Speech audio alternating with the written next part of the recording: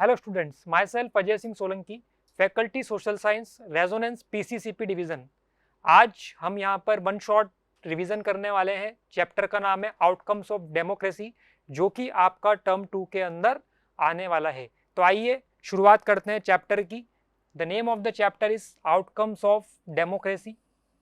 अब हम इस केवल हेडिंग से ही ये बात यहाँ पर पता लगा सकते हैं कि हम इस चैप्टर के अंदर क्या पढ़ने वाले हैं। हम अगर बात करें तो आपने डेमोक्रेसी के अंदर अभी तक बहुत कुछ पढ़ करके आप आ चुके हैं। डेमोक्रेसी के लिए अलग अलग डेफिनेशंस आप पढ़ करके आ चुके हैं।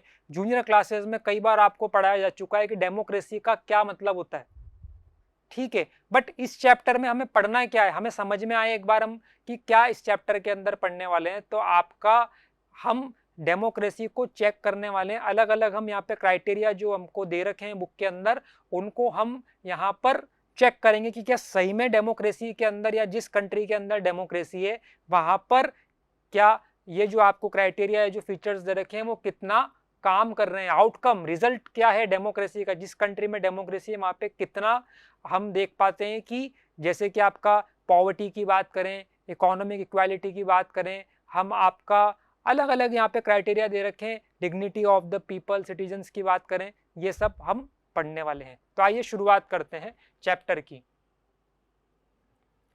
हाउ डू वी एक्सेस या एसेस डेमोक्रेसी आउटकम, पहला सवाल जो पेपर में आता है और वो आपका आ सकता है 5 नंबर में। किसमें?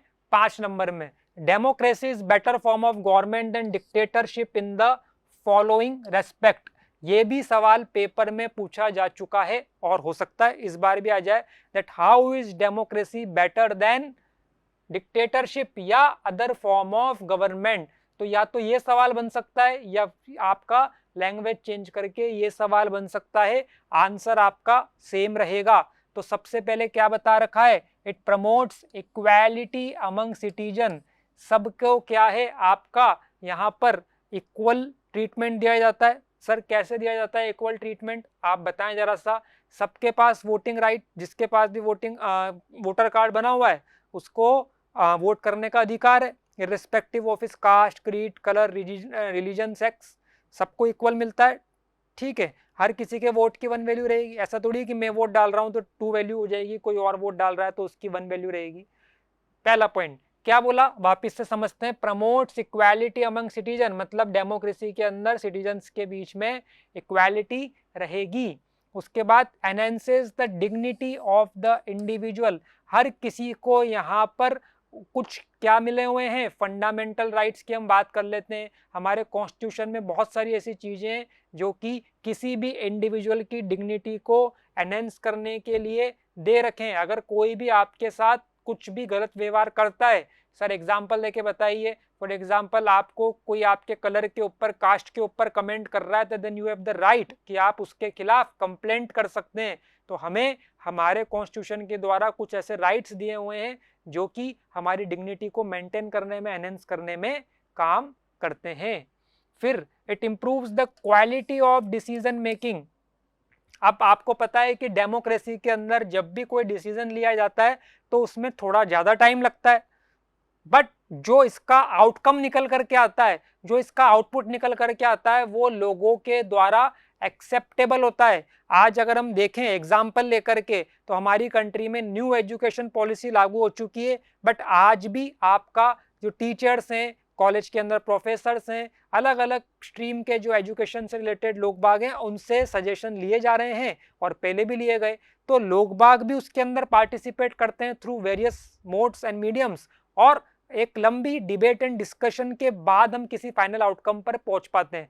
बट जो उसका रिजल्ट निकल करके आता है, जो लॉ बनता है, वो लोगों के द्वारा एक्सेप्टेबल होता है। जबकि हम अगर डिक्टेटरशिप की बात करते हैं तो वहां पर तो डिक्टेटर ने एक बार कोई फाइनल अपना कोई भी डिसीजन सुना दिया तो वो लोगों को फॉलो करना पड़ेगा, मानना पड़ेगा। आप ऐसा नहीं है कि उसके लिए अपना विरोध कर सकें, प्रोटेस्ट कर दें, नहीं ऐसा नहीं है। बट डेमोक्रेसी में ऐसा पॉसिबल है। Provides a method to resolve conflict. अब देखो आपको पता है कि हमारी कंट्री के अंदर कहीं ना कहीं कुछ ना कुछ छोटे मोटे डिस्प्यूट चलते रहते हैं, और वो हर जगह, हमारी कंट्री की बात कर लें, किसी और कंट्री की बात कर लें, जब देश बड़ा है तो कहीं ना कहीं कुछ ना कुछ मैटर को लेकर के डिस्प्यूट चलेगा, बट उसको आपका जुडिशियसली, लॉजिकली रिजॉल्व करने के लिए भी हमारे पास मैकेनिज्म है। तो हमारे पास अगर कोई कॉन्फ्लिक्ट होता है तो हम उसको रिजॉल्व कर सकते हैं। सर कैसे? आपके पास 3 टायर सिस्टम बना हुआ है जुडिशरी का, सुप्रीम कोर्ट है, हाई कोर्ट है, आपका सबऑर्डिनेट कोर्ट्स हैं, आप वहां पे जाकर के क्या कर सकते हैं, कोई कॉन्फ्लिक्ट है तो उसको रिजॉल्व कर सकते हैं। सर एग्जाम्पल दीजिए, 2 स्टेट है, उनके बीच में रिवर के पानी को लेकर के, नदियों के पानी को लेकर के विवाद हो गया, तो उसको हम टाइमली क्या कर सकते हैं, रिजॉल्व कर सकते हैं। फिर क्या बताया गया है, it allows room to correct mistakes. अगर आपने बाय चांस कुछ ऐसा डिसीजन ले लिया है जो कि हम कह सकते हैं कि जनता के हित में नहीं है, तो आप उसको करेक्ट भी कर सकते हैं, ठीक है ना, रेक्टिफाई भी कर सकते हैं। आपने 9th क्लास में पढ़ा था ना, इंदिरा साहनी ने केस किया था social economic and backward commission, ACBC, उसके अंदर OBC 27% रिजर्वेशन, फिर बाद में इंदिरा साहनी ने केस किया, क्रीमी लेयर को अलग कर दिया गया, तो डिसीजन तो ले लिया गया था, बट उसके अंदर कुछ अगर करेक्ट करना था, कोई चीज रेक्टिफाई करनी थी, तो वो भी हमारे पास ऑप्शन अवेलेबल है। तो आई होप आपको ये जो पहला आपका पार्ट है चैप्टर का वो समझ में आया होगा, और इम्पॉर्टेंट है। आप अगर पिछले पेपर्स उठा करके देखेंगे तो डेफिनेटली यहाँ से सवाल ये वाला बन रहा है, ठीक है। तो हमें ये पॉइंट समझने हैं, इनको याद नहीं करना है, समझ लोगे तो अपने आप याद हो जाएंगे। चलिए आगे बढ़ते हैं। वी फेस अ सिचुएशन, आप कौन सी सिचुएशन फेस करते हैं आइए देखते हैं। Democracy seen to be good in principle but fail to be not so good in practice, explain.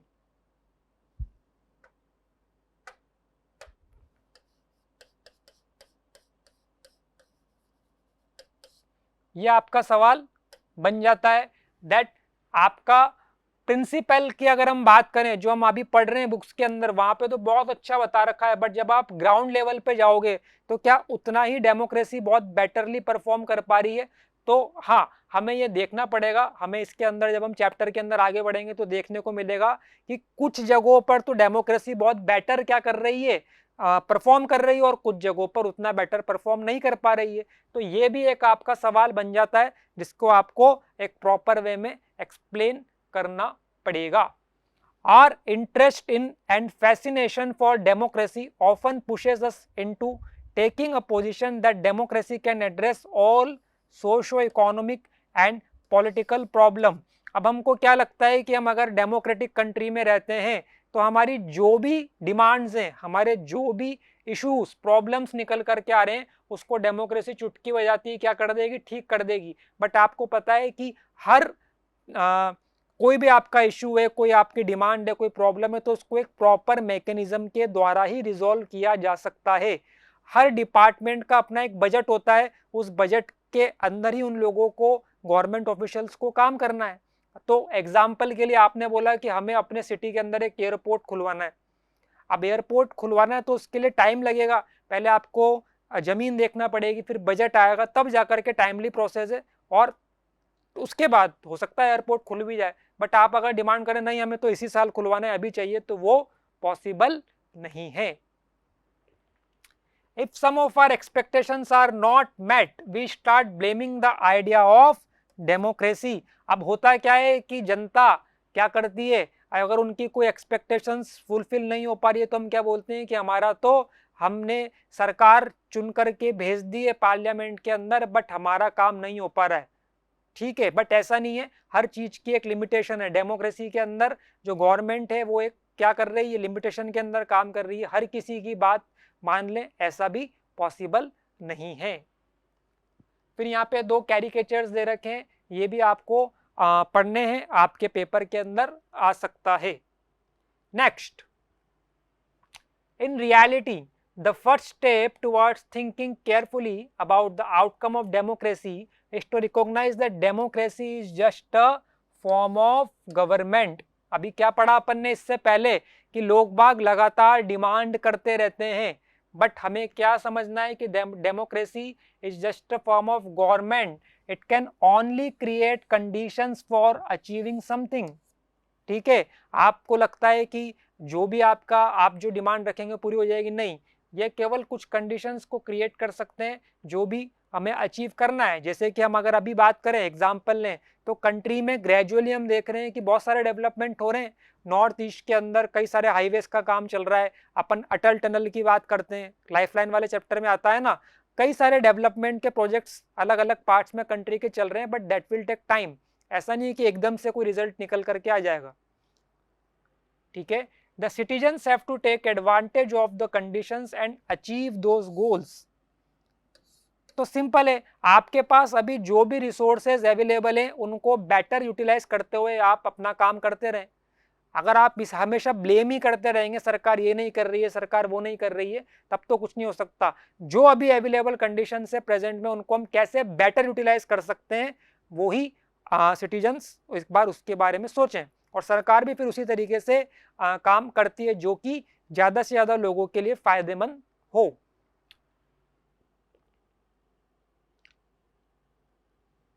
Accountable, responsive and legitimate government. In a democracy, we are most concerned with ensuring that people will have the right to choose their rulers and people will have control over the rulers. अब हमने बात करी थी chapter के starting में कि कुछ criteria है जिन पर हमको जज करना है। तो पहला क्राइटेरिया क्या आ रहा है आपका, accountable, responsive and legitimate government. Accountable,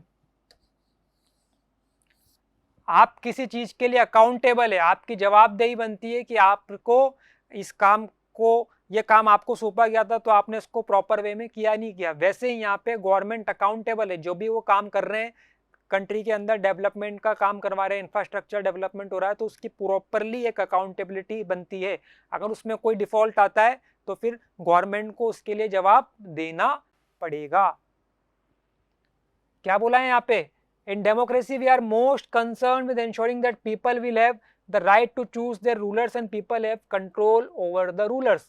तो बिल्कुल आपका जनता ही है जो सरकार को चुनती है और जनता ही है जिसका रूलर्स के ऊपर कंट्रोल रहता है। सर कंट्रोल कैसे रहता है, हर 5 साल में चुनाव होते हैं ना, अगर जनता को लगता है कि सरकार अच्छे से काम नहीं कर रही है तो वो अगली बार सरकार बदल देगी। तो जनता के पास ये ताकत है, पावर है कि वो क्या कर सकते हैं, गवर्नमेंट को चेंज भी कर सकते हैं, ठीक है। It is of course true that non-democratic rulers do not have to bother about deliberation in assemblies or worry about majorities and public opinion। अब अगर आप बात करते हैं नॉर्थ कोरिया के अंदर किम जोंग यून, तो क्या वो इस बारे में चिंता करेंगे कि जनता मेरे बारे में क्या सोच रही है, जनता हो सकता है मुझे अगली बार हटा दे। वहां पर तो डिक्टेटरशिप का रूल है, जो उन्होंने कह दिया वो पत्थर की लकीर है, जनता को मानना ही पड़ेगा। अगर नहीं मानेंगे तो आपको पनिशमेंट मिलेगा, हो सकता है आपको जेल में भी डाल दिया जाए। आइए आगे बढ़ते हैं। Imagine a government that may take decisions very fast, but it may take decisions that are not accepted by the people and may therefore face problems।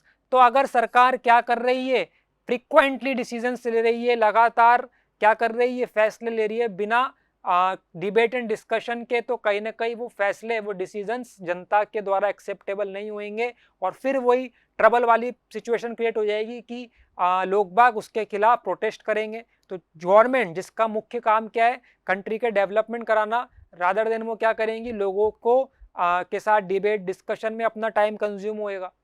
अपन ने देखा था ना अभी फार्मर बिल आया था, फार्मर बिल आ गया, उसके बाद उसको वापस भी ले लिया गया, तो जनता को नहीं समझ में आया तो क्या किया, सरकार ने वापस भी लिया उस चीज को। आगे देखते हैं।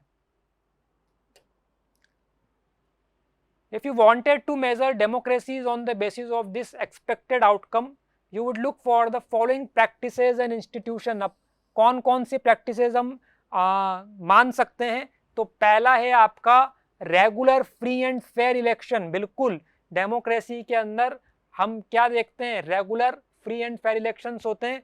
तो यहाँ पर तो हम क्या कर सकते हैं, फुल मार्क्स दे सकते हैं। मैंने क्या बताया था शुरुआत में कि यहाँ पर हमें डेमोक्रेसी कैसे परफॉर्म कर रही है अलग अलग क्राइटेरियाज पे, उस पे जज करना है।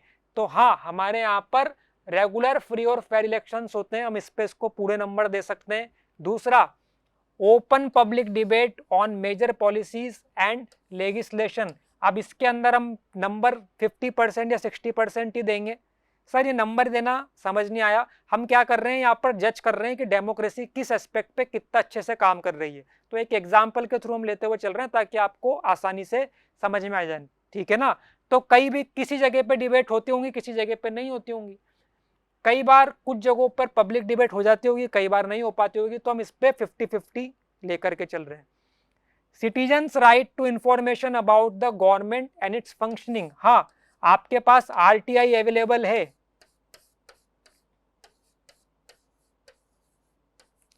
जनता क्या कर सकती है, आरटीआई लगा करके राइट टू इंफॉर्मेशन, सूचना का अधिकार, सरकार से पूछ सकती है कि आपने किस प्रोजेक्ट में कितना पैसा लगाया है। The actual performance of democracy show a mixed record on this, तो ये हमने ऊपर पढ़ लिया, कहीं पर अच्छा परफॉर्म कर रहे हैं, कहीं पर उतना अच्छा परफॉर्म नहीं कर पा रहे हैं, तो मिक्स रिकॉर्ड रहता है। नाउ अगले टॉपिक पे आते हैं अपन, इकोनॉमिक ग्रोथ एंड डेवलपमेंट। अगले टॉपिक पर आते हैं, economic development depends on several factors like the country population,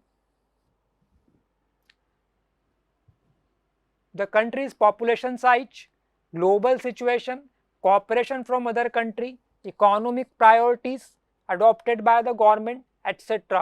There is a significant difference in the rates of economic growth between countries under dictatorship and democracy. So democracy is preferred as it has several positive outcomes. क्या बताया गया है, किसी भी country का अगर आप economic development जज करने जाएंगे तो आपको पहले कुछ वहाँ फैक्टर्स भी देखने पड़ेंगे। कंट्री के अंदर पॉपुलेशन साइज कितनी है, अब भारत में तो 140 करोड़ से ज़्यादा जनता है, ग्लोबली कहाँ पर सिचुएशन है, कहाँ पर वो लोकेटेड है, कैसे उसके अलग अलग कंट्रीज से रिलेशंस हैं, trade relations, cooperation from other countries, उनकी इकोनॉमिक प्रायोरिटीज़ क्या है, इन सब चीज़ों को देखने के बाद ही आप जज कर सकते हैं कि आपका कौन सी कंट्री क्या प्लान लेकर के चल रही है। तो फिर अब जब ये सब चीज़ें हम देखेंगे तो क्या निकल करके आएगा, that there will be a significant difference in the rates of economic growth between the countries under dictatorship and democracy। आपका एनसीईआरटी में पूरा एक टेबल भी दे रखी है, तो उसको आपको पढ़ना है, ठीक है ना, जहाँ पर अलग अलग ग्रोथ रेट दे रखी है, इकोनॉमिक ग्रोथ रेट दे रखी है डिक्टेटरशिप वाली कंट्रीज की, और वो कंट्रीज जो कि डिक्टेटरशिप के अंदर नहीं आती है, ठीक है। So democracy is preferred as it has several positive outcome. हम मान सकते हैं कि यहाँ पर ग्रोथ रेट थोड़ी ज्यादा हो सकती है, बट बाकी जगहों पर हम अगर देखें तो डेमोक्रेसी को फिर हम प्रेफर करेंगे, क्योंकि यहाँ पर ओवरऑल हम अगर देखें तो वो ज्यादा बेटर परफॉर्म करती है, और जनता जो है फ्रीली अपने सवाल पूछ सकती है, अपनी डिमांड्स रख सकती है। Economic outcomes of democracy, the following points show the relationship of democracy with economic growth and economic inequalities। पहला पॉइंट क्या बोलता है, dictatorial regime has had a slightly better record of economic growth, ये मैंने अभी बात कर ली, but when we compare the record only in poor countries there is virtually no difference. तो अगर हम पुअर कंट्रीज के साथ डिक्टेटोरियल रिजाइम का कंपेयर कर रहे हैं तो ज्यादा कोई डिफरेंस निकल करके नहीं आता है, किसमें, इकोनॉमिक ग्रोथ में। There can be a very high degree of inequalities within democracies, तो हम पढ़ते हुए आ रहे हैं कि आपका डेमोक्रेसी के अंदर जब हम बात कर रहे हैं तो वहां पर तो आपका इकोनॉमिक ग्रोथ की हम जब बात करते हैं तो डिफरेंस तो देखने को मिलेगा, ठीक है। There is often inequality of opportunities available to the poor section of the society. तो सर ओवरऑल अपन ने यहाँ पे बात कर ली, आप ये बताएं कि इसको हम कैसे जज करेंगे। तो इकोनॉमिक ग्रोथ एंड डेवलपमेंट के अंदर, या हम अगर देखें अपॉर्चुनिटीज के अंदर, तो लोगों को क्या प्रॉपर अपॉर्चुनिटीज मिल पाती है, नहीं। आज हमारे यहाँ पे क्या हर व्यक्ति इकोनॉमिकली इक्वल रिसोर्सेज उसको डिस्ट्रीब्यूट हो पा रहे हैं, नहीं हो पा रहे हैं। कुछ लोग बहुत ज़्यादा अमीर हैं, कुछ लोग आज भी बिलो पॉवर्टी लाइन रहते हैं। तो जो एक ओवरऑल इक्विटेबल डिस्ट्रीब्यूशन होता है रिसोर्सेज का, मान सकते हैं कि वो तो भाई हाल फिलहाल तो नहीं हो पा रहा है। बट इसका ये मतलब नहीं है कि गवर्नमेंट काम नहीं कर रही है। आप अगर पिछले कुछ साल के डेटा उठा करके देखेंगे तो कई सारे लोग बाग बिलो पॉवर्टी लाइन से अबव पॉवर्टी लाइन शिफ्ट हो चुके हैं। गवर्नमेंट की कई सारी ऐसी स्कीम्स चल रही हैं, प्रोग्राम्स चल रहे हैं जो कि लोगों को रोजगार देने के लिए, स्किल्स डेवलप कराने के लिए उनके लगातार काम कर रहे हैं।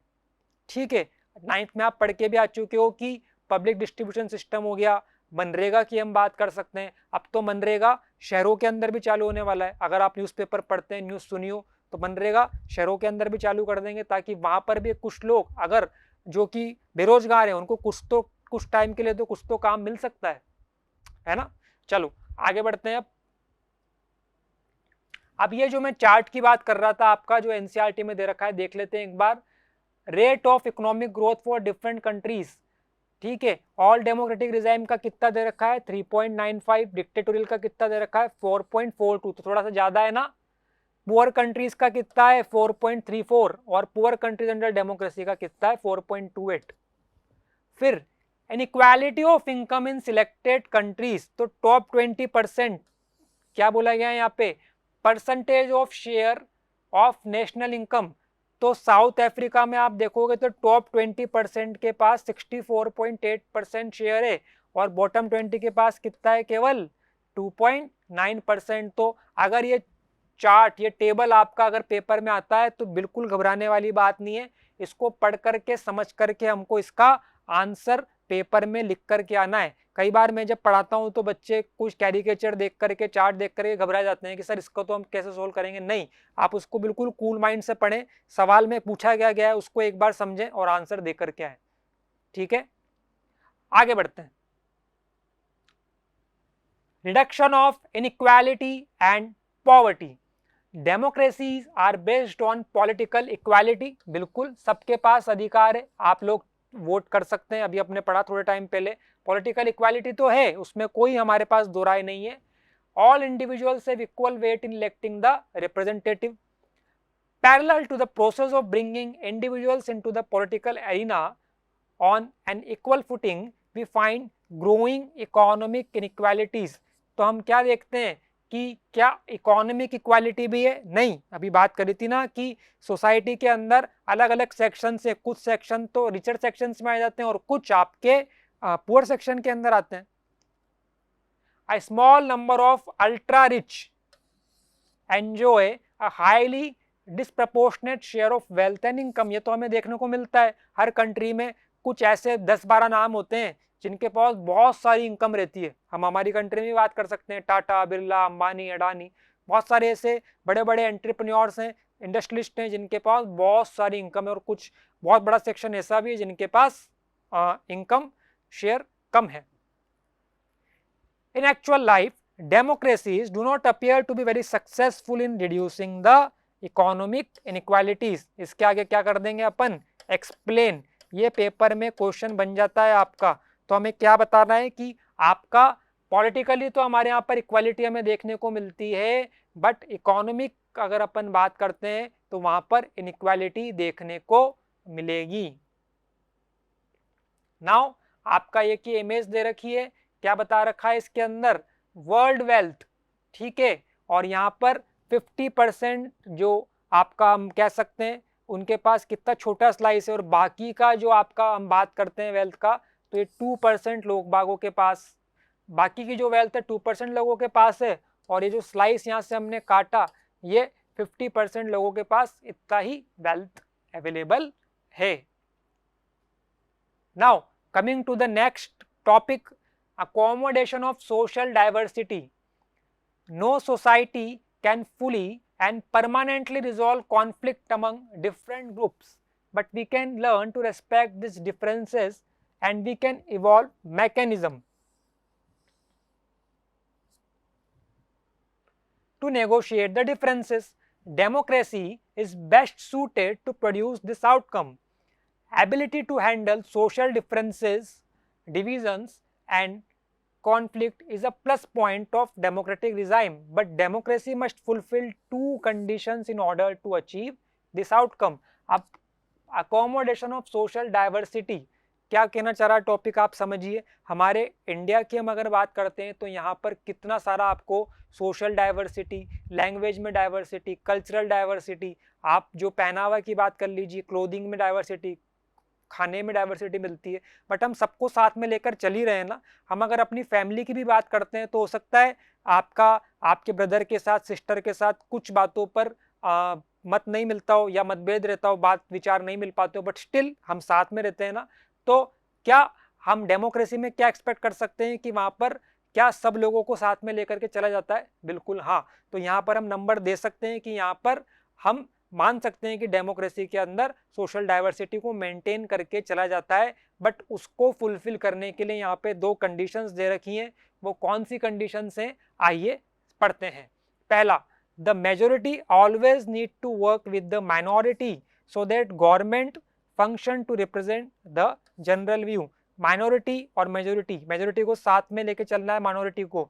आपने पावर शेयरिंग वाले चैप्टर में पढ़ा था ना, बेल्जियम के अंदर तो क्या हो गया था, उन्होंने टाइम रहते चेंजेस कर लिए थे, बट श्रीलंका में सिन्हाला 74% मेजोरिटी, जब उन्होंने माइनॉरिटी का साथ नहीं दिया श्रीलंकन तमिल्स का, तो वहां पर 25 साल तक क्या चलता रहा, सिविल वॉर। तो ऐसी सिचुएशन से बचने के लिए हमें क्या करना चाहिए, मेजोरिटी को माइनॉरिटी के साथ में मिलकर के काम करना चाहिए। Second, rule by majority means that in case of every decision or in case of every election different persons and groups may and can form a majority। तो ऐसा नहीं है कि आपका रूल बाय मेजोरिटी के अंदर जो मेजोरिटी में उनसे ही हमेशा बात पूछी जाएगी, विचार रखे जाएंगे। डेमोक्रेसी में कोई भी कभी भी मेजोरिटी फॉर्म कर सकते हैं और वो सरकार के अंदर आ भी सकते हैं, अपनी सरकार बना भी सकते हैं। Now, diversity, why everyone at your team should have a voice। सबको बोलने का अधिकार होना चाहिए। It is necessary to understand that democracy is not simply ruled by majority. The majority always need to work with minority so that government functions to represent in the general view। Majority and minority opinions are not permanent। तो ये हमारे जो अलग अलग communities है उनका भी दायित्व बनता है, रेस्पॉन्सिबिलिटी बनती है कि सबको साथ में लेकर के चलें, कोई ऐसा काम ना करें जो कि किसी और कम्युनिटी के सेंटिमेंट्स को हर्ट करता हो। और ये गवर्नमेंट का भी दायित्व है कि सबको साथ में लेकर के चलें। जब कोई पॉलिसी बने तो सबको साथ में लेकर के उनके विचार लिए जाएं, भले वो मेजोरिटी कम्युनिटी से हो, माइनॉरिटी कम्युनिटी से हो, सबके विचार ले लिए जाएं और उसके बाद जो डिसीजन हो वो ऐसा हो जो ज़्यादा से ज़्यादा पब्लिक के हित में हो, उनके लिए लाभकारी हो, हेल्पफुल हो। It is also necessary that rule by majority does not become rule by majority community in terms of religion or race or linguistic group etc। तो अभी मैंने एग्जांपल लिया था ना, कहाँ का, श्रीलंका का। क्या आप ऐसा नहीं है कि मेजोरिटी में तो अपने हिसाब से गवर्नमेंट के अंदर जो डिसीजन है उनको क्या करने लग जाओ, मैनिपुलेट करने लग जाओ। Rule by majority means that in case of every decision or in case of every election different person and groups may and can form a majority। ठीक है, मेजोरिटी में आपको अगर कोई ग्रुप बनाना है या कोई फैसला लेना है तो उस मेजोरिटी वाले ग्रुप के अंदर बाकी लोगों को भी शामिल किया जाए और उसके बाद कोई फैसला लिया जाए। Democracy remains democracy only as long as every citizen has chance of being in majority at some point of time। Next topic is dignity and freedom of the citizens। Democracy stands much superior to any other form of government in promoting the dignity and freedom of the individual। तो वापिस से यहाँ पे क्या मिलेंगे, पूरे number मिलेंगे। Democracy में आपके सिटीजन्स की डिग्निटी को मेंटेन करने के लिए, इंडिविजुअल्स की फ्रीडम को उनको प्रोवाइड करने के लिए हर संभव प्रयास किए जाते हैं। The passion for respect and freedom are the basis of democracy. Let's take the case of the dignity of the women. अब क्या आज से 50 साल पहले, 70 साल पहले वुमेन्स को क्या उतने ही राइट मिले हुए थे जितने कि आज मिले हुए? शायद नहीं, बट ग्रेजुअली टाइम के साथ हम इवॉल्व होते गए। और अगर आज बात करें तो कितने सारे कानून बन गए हैं वुमेन को इक्वल राइट्स प्रोवाइड कराने के लिए। वेजेस एक्ट की हम बात कर लें, पॉक्सो की हम बात कर लें, आपका अलग अलग प्राइवेट सेक्टर के अंदर, पब्लिक सेक्टर के अंदर मैटरनिटी लीव की हम बात कर लें, कई सारे ऐसे कानून हैं, कई सारी ऐसी पॉलिसीज बनाई गई हैं गवर्नमेंट के द्वारा जो कि वुमेन को अपलिफ्ट करने के लिए काम करती हैं।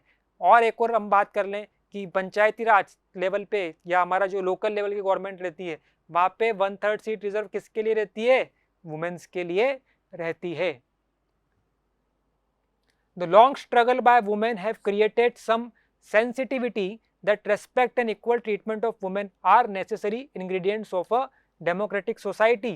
तो कई सालों तक वुमेन के द्वारा स्ट्रगल किया गया, और इंडिया में नहीं बाकी जगहों पे भी। जब आप 9th क्लास में पढ़ते हैं तो क्या बताया गया है वहां पे, 1946 में जाकर के वुमेन्स को वोटिंग राइट मिले।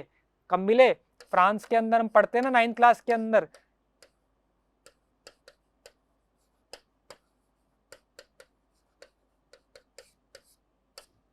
चलिए, most individuals today believe that their vote makes a difference to the way the government is run and to their own self-interest. Democratic examination never gets over. As it passes one test, it produces another test. जैसे आपके एक के बाद एक paper होते रहते हैं, आपने क्लास टेस्ट दे दिया, पीरियोडिक टेस्ट होएगा, क्यूमुलेटिव टेस्ट होएगा, हाफ ईयरली होंगे, फाइनल होंगे, लगातार कुछ ना कुछ एवोल्यूशन आपका चलता रहता है। वैसे ही डेमोक्रेसी के अंदर भी आपका एक काम पूरा फुलफिल हो गया, ऐसा नहीं कि उसके बाद अपने को आराम करना है, फिर कुछ ना कुछ नया काम आ जाता है। तो लगातार ये प्रोसेस चलता रहता है, लोगों की तरफ से लगातार उनकी नई नई डिमांड्स आती रहती हैं, और फिर ये गवर्नमेंट को डिसाइड करना रहता है कौन सी डिमांड को अभी फुलफिल करना है और किसको होल्ड पे रखना है। As people get some benefits of democracy, they ask for more and want to make democracy even better. The fact that people are complaining is itself a testimony to the success of democracy. अगर लोग बाग क्या कर रहे हैं, कहीं ना कहीं complain कर रहे हैं, उन्हें कहीं ना कहीं कोई शिकायत, that means the government is working in the right direction. क्योंकि अभी हमने क्या पढ़ा, हर किसी की विश को गवर्नमेंट फुलफिल नहीं कर सकती है। अब यहाँ पे रोजा parks and her struggle for equality का एक आपको क्या दे रखा है, यहाँ पे कैरिकेचर दे रखा है, जो कि आपके लिए होमवर्क है। आपकी एनसीईआरटी में भी ये दे रखा है कि इसके अंदर क्या हुआ था। ठीक है, तो आइए यहाँ पर हमारा ये चैप्टर ओवर होता है। आई होप आपको ये चैप्टर समझ में आया होगा। Thank you.